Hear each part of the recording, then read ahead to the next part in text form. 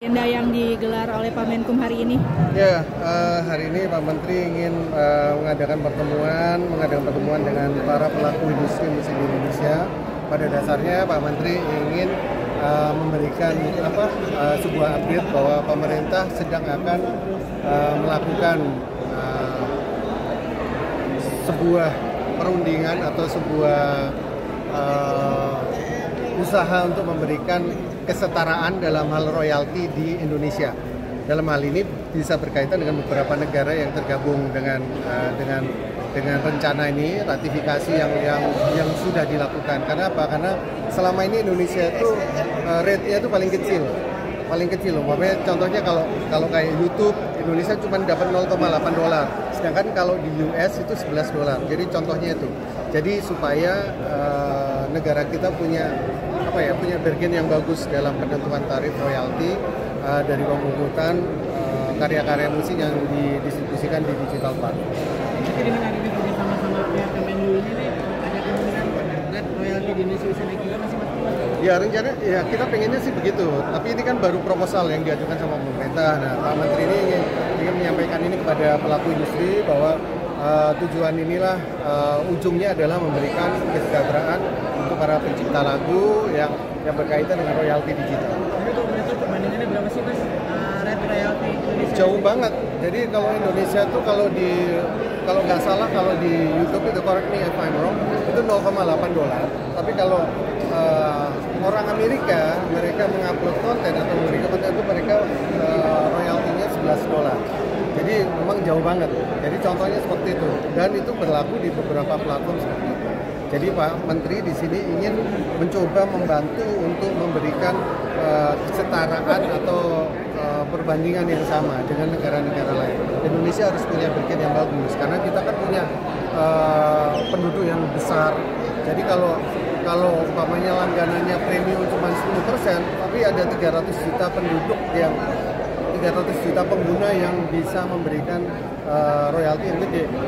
Perbandingannya dari jumlah penduduk Indonesia.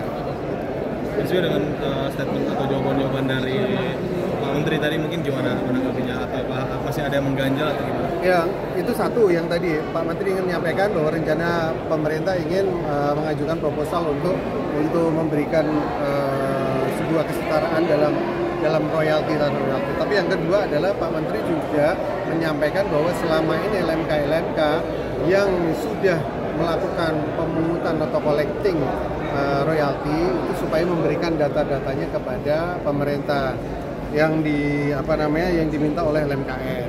Nah, tujuannya adalah supaya pemerintah mungkin bisa mendapatkan data dari LMK tersebut.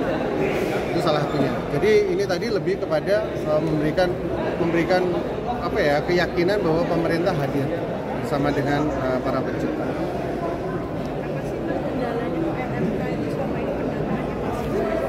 Nah, itu memang satu PR kita ya, karena selama ini LMK masih menggunakannya, datanya masih analog, masih manual, masih tradisional, masih konvensional. Dan amanat dari revisi Undang-Undang Cipta yang sedang kita perjuangkan itu adalah ada digitalisasi, transparansi, laporan royalti bagi para pencipta. Itu yang tujuannya kita lagi dorong untuk melakukan revisi. Tapi ternyata juga Pak Menteri sudah menyiapkan ini menjadi satu proposal untuk digitalisasi di digital platform. Mas Pius, sejauh ini revisi Undang-Undang Cipta di DPR sudah seperti apa? Sudah sejauh apa?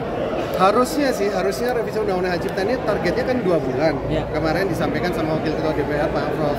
Sufmi Dasko, tapi ternyata kemarin anggota DPR ini lagi reses.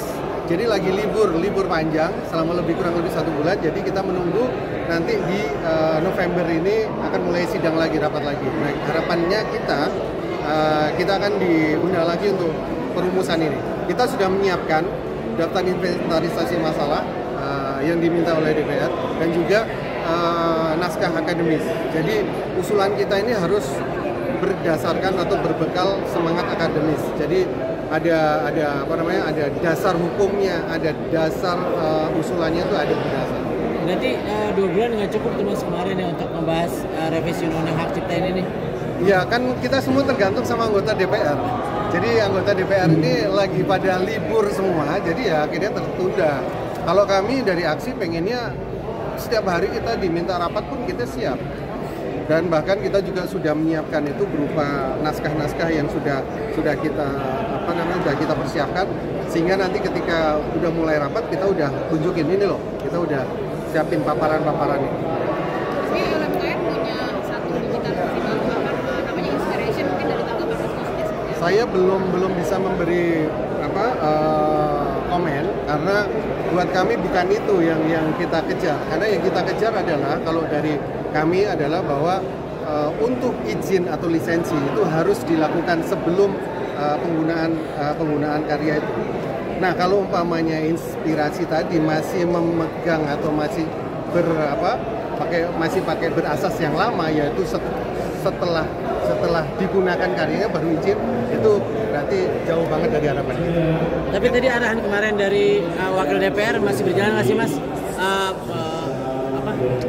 Konser musik nggak bisa digelar tanpa sebelum adanya ini masih kita perjuangkan. Harusnya sih iya ya, harusnya iya. Tapi selama 2 bulan ini kita masih belum melihat arah situ, karena kemarin yang usulan dari DPR, dari Kementerian Hukum dan HAM tidak menyampaikan itu. Jadi kita selalu